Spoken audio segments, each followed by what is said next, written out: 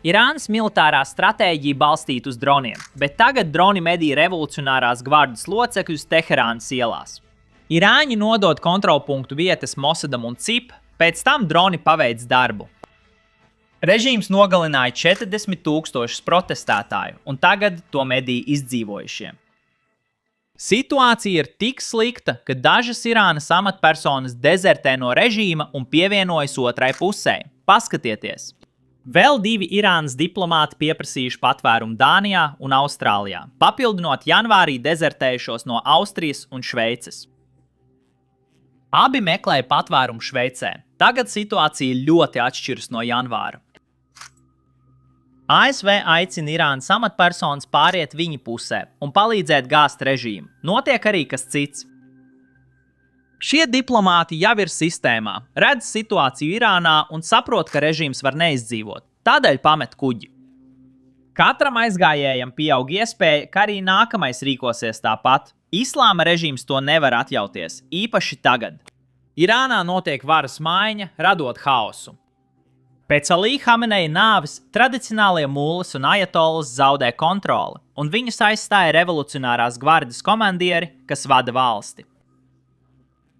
Augstākā līdera vēlēšanās mēs saņēmām dažus mājienus. Mēs saņēmām ziņojumus, ka revolucionārās gvardas komandieri draudēja ekspertu padomes garīdzniekiem, lai viņi balsotu par Hameneja dēlu Mustabu Hameneju. Kāpēc viņi to darīja? Tāpēc, ka jaunais augstākais līderis iespējams ir komā vai bezsamaņā, varbūt pat miris. Un tagad viņi var izmantot viņa prombūtni, lai būtībā augstākais līderis ir bruņoto spēku virspavēlnieks un būtu jāvada revolucionārā gvarde. Bet, ja viņš nevar runāt, komandieriem ir visa vara. Paskatieties uz šo klipu. Šis ir Irānas televīzijas kadrs no vakardienas vakara. Augstākā līdera krēsls ir tukšs, viņš nevar parādīties sabiedrībā. Mēs zinām, ka viņš tika ievainots, jo Irānas mēdīji to apstiprināja tajā pašā vakarā, kad tika paziņota viņa izvēle. Bet kopš tā vakara viņš nav rādījis savu seju. Situācija ir tik slikta, ka valsts mēdīji izmanto mākslīgā intelekta ģenerētus līderu attēlus, jo nevar iegūt īstu foto. Un ir baumas, ka viņš varētu būt zaudējis kāju, varbūt pat guvis sejas traumas. Tāpēc viņi ļauj mākslīgiem intelektam to darīt. Tā kā augstākais līderis ir mākslīgā intelekta radīts, visu valsti kontrolē IRGC. Komandieriem tas ir izdevīgi.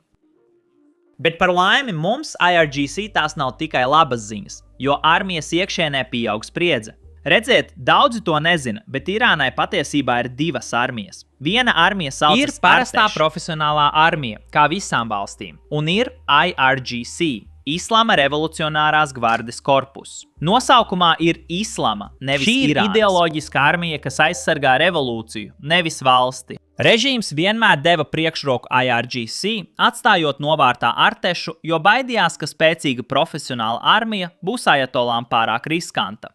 Nu, uzminiet, kas notika. Šāda domāšana tagad atspēlējas. IRGC notiek dezertēšana un ir liels apgādes trūkums. Frontes vienībām trūkst munīcijas, pārtikas un ūdens. Dažos rajonos situācija ir tik slikta, ka vienības saņem tikai 20 patronus uz 2 karavīriem, un šis trūkums kļūst bīstams. IRGC personāls neved Artešu ievainotos uz slimnīcām asiņu un gultu trūkuma dēļ, dodot priekšroku savējiem. Tas pastiprina spriedzi starp abām armijām, kas tagad kļūst acīm redzama. Un kas notiek tālāk? Tieši tas ir vajadzīgs Irānas tautai.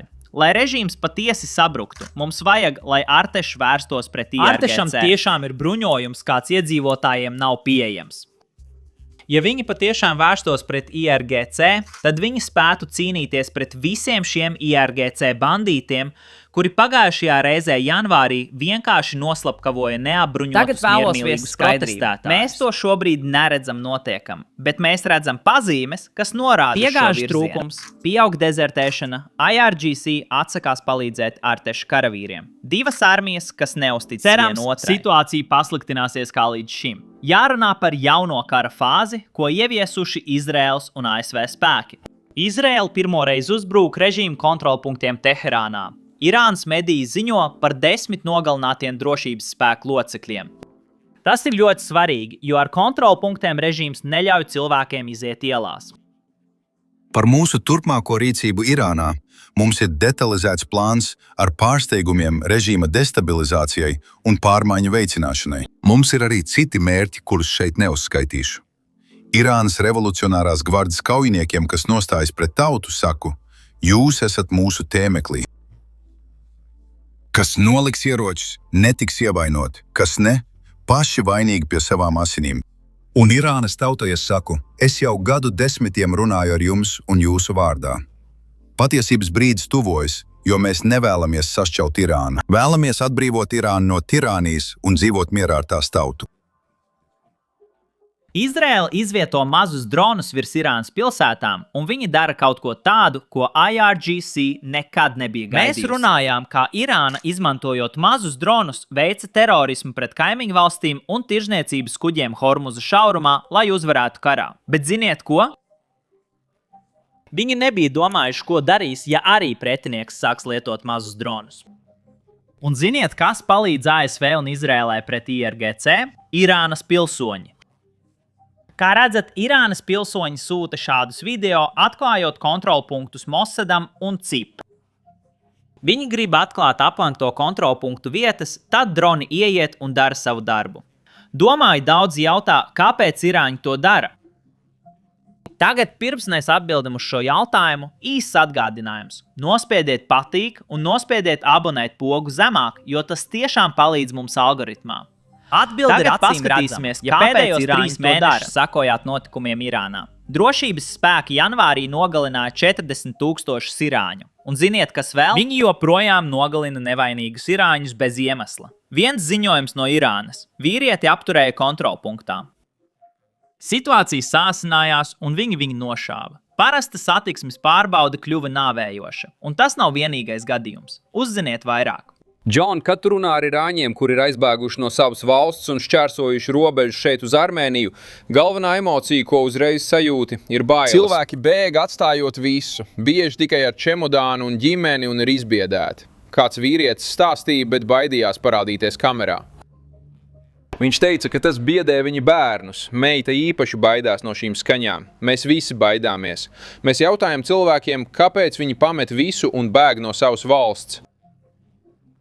Kāpēc nepalikt un neprotestēt pret režīmu? Kāds vīrietis teica, neesmu pārliecināts, vai vispār drīkst protestēt. Viņiem ir reliģisks skatījums. Viņi uzskata, ka jebkurš, kas protestē, ir dieva ienaidnieks. Viņi sauc protestētājus par ķeceriem un ļauj tos nogalināt. 2 dienās nogalinot 40 000 cilvēku. Viņuprāt, šāds skatījums sagaida potenciālos protestētājus Irānā. Viņi nokļūst debesīs par šo rīcību. Irāņi atceras janvāra notikumus un IRGC karavīru slaktiņu pret miermīlīgiem protestētājiem. Tagad viņi noskaidro, kur šie karavīri slēpjas. Triecieni tuvākajās dienās pieaugs. Es nezinu, kā Izraēla to paveic, jo mazie droni nevar aizlidot līdz Teherānai. Tiem nav pietiekama radiusa. Tas nozīmē, ka Teherānā darbojas Izraēlas aģenti, kuri palīdz vai palaiž šos dronus. Un tas ir kaut kas tāds, kas liks dažiem režīma spēkiem negulēt naktīs. Un ziniet ko? Tā ir ļoti laba operācijas mērķis dot iespēju Irānas tautai iziet ielās. Ko Netanjahu domāja, sakot Irānas tautai, ka drīzumā radīsies iespēja atbrīvoties? Es pašlaik strādāju pie ziņojuma par šo konkrēto tēmu, bet ir acīm redzama aizkulisēs notiek lietas, kas liecina, ka amerikāņi un izraēlieši vēlas dot spēku Irānas civiliedzīvotājiem, kuri ir pret šo brutālo režīmu, atkal iziet ielās.